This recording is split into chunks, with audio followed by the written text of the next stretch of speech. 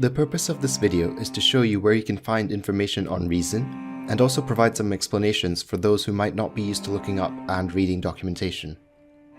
You don't have to understand everything in this video. It's more of a way of introducing you to some examples that you can look back on. In the overview, you see primitive types and operations. These are the basic building blocks that the language gives you. Then each construct in the language has its own section, with lots of good examples and explanations. If you need more details or examples, look there. If you're interested, read ahead. But there are some features and some concepts I want to introduce a bit later on, so that you can understand them on a deeper level. Strings are things like hello, in double quotation marks, and they're usually how we interact with the outside world, be it printing, receiving, or sending information. A string on its own is rarely a good way to pass around information inside your own program. A string that is a name has a very different meaning to a string that is an email address, and we'll see how to make a distinction later on. You can join or concatenate two strings together with the double plus operator. So, hello, double plus, world, is the same as hello world, except the computer has to do some extra work in the first situation.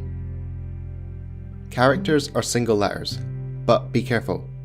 Double quotes X is not the same as single quotes X, because unlike strings, you can't combine two characters together. Characters are useful when you break problems with strings down.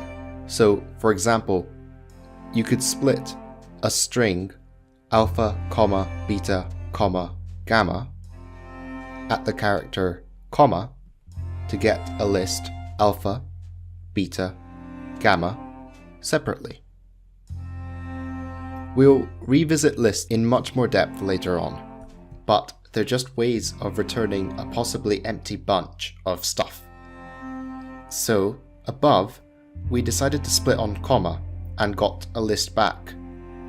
But we could even say, give me only the properly formatted email addresses from the list of strings XY, YZ, and ZZ, and we would get back the empty list because there aren't any properly formatted email addresses in that list.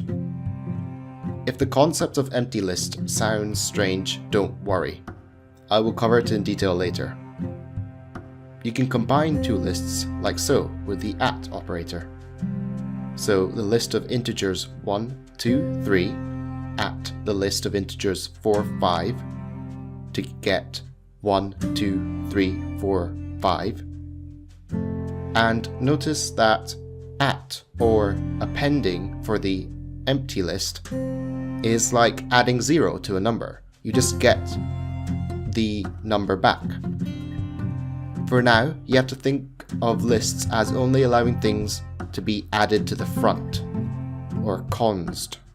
You do this by open bracket, 1, 3 dots, then the rest of the list, like 2, 3, to get the list 1, 2, 3, or adding more than one thing to the front of the list, like 1, 2, 3, 3 dots to the list 4, 5.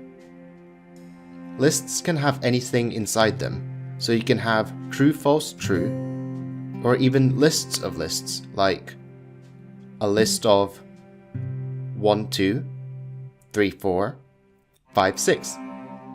The rule is that everything inside this list must have the same type, so we can't mix and match like 1, 3 at the list true, or have the string true, the boolean true, the number 1, the character 1, and the character t be inside the same list. If you do want to combine different things like that, a tuple is a good way to go. You can have a tuple consisting of 1, the string hello, and the boolean true, but you can't join tuples. You can nest them, but nesting 1, 2 inside a tuple in the first position is not the same as nesting 2, 3 inside a tuple in the second position in Reason. In Idris, the situation is a little bit different. Usually though, a record is a nicer way of doing this. A record is like a tuple, except things are identified by name, not position. So you can say type person is an age of type int, comma, and a name of type string. And then say let person P is equal to age 21 and name Dhruv, a string. But you have to say the type first. To get something out, you can simply say p.name or p.age to get 21 and the string Dhruv. As a side note, identifying types by name is called nominal typing, and by position is called structural typing. Neither is inherently better or worse than the other, but they offer different trade-offs. Nominal means you have to declare a name before using something. This is what's usually called a heavy syntax. It forces the programmer to think about their intent and whether or not this type will be used by a lot of different things. Structural means that the types which have the same positions or same structures, even under different names, are the same. This offers more flexibility, but it also risks obscuring intent and allows for potentially more errors or unintended consequences. Tuples in Reason don't have to be named and so have a light syntax. They're structural. Both behave differently when you run the program, but that's a discussion for another day. Some other languages have nominal tuples or even structural records. The two main takeaways of this side note are: 1. The ability to create something without giving it a name is a powerful indicator of what the language considers to be important, since the lightweight syntax encourages common use, which we'll see with functions later. And 2. As a beginner, the general rule of thumb is that if it's a bunch of values that you want to batch together all the time, for use in multiple contexts, use a record. If it's an occasional use of a somewhat related values, use a tuple. Numbers, or specifically integers, look as expected. You can have 32 or -64, and you can add, multiply, and subtract them like you expect. 32 plus -64, 32 times -64, and 32 minus -64. To prevent confusion or mistakes, it makes sense to usually put a bracket around negative numbers, but Reason doesn't make you do so. Division is always floored, meaning 3 divided by 2 is not 1.5, but 1. And 33 divided by 17 is equal to 1, but 33 divided by 16 is equal to 2. For large numbers, you can use an underscore to make things easier to read, like 10_000_345 for the number 10,345,000. If you want 3 divided by 2 to be equal to 1.5, you have to use floats, which is short for floating point numbers. Floating point means the decimal place can move around. It's not stuck at the end. If you want to use them, you have to explicitly ask for them. 3.0 divide dot 2.0 is equal to 1.5. You have to have the dot. You can omit the 0 if you want it to be shorter, so our previous examples look like 32 dot plus dot -6.4, 32 dot times dot -6.4, or 32 dot minus dot -6.4. You might be a bit annoyed by this, but in reality, you're often working with integers. Floating point operations are messy and difficult to understand unless you've studied them a bit, and they require the computer to do way more work. However, just a note for viewers in the future, a language feature called modular implicits may remove the need to have the dot on the operators. There are also other language features, like opening modules, that can get around this, but that's a topic for another time.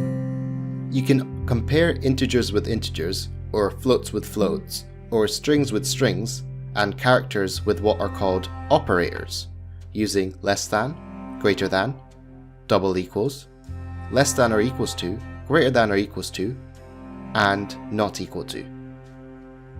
You can say 3 is less than 56, 3.14 is greater than 2.78, the string alpha is double equal to the string beta, the character A is less than or equal to the character A, this character 8 is greater than or equal to the character B, and 56 is not equal to 56, to get true, true, false, true, false, and false respectively. You can't mix and match though. It doesn't really make sense to ask whether or not the character 3 is less than the float 3.0, or the string alpha is the same as the character A.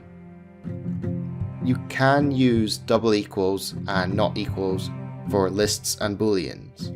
So 1, 2, 3 double equals 1, 2, 3 and true not equals to false both get true and true respectively.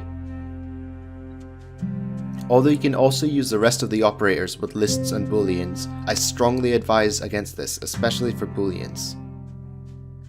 For booleans, we have the values true and false with operators like OR with 2 bars, AND with 2 ampersands, and the exclamation mark for not.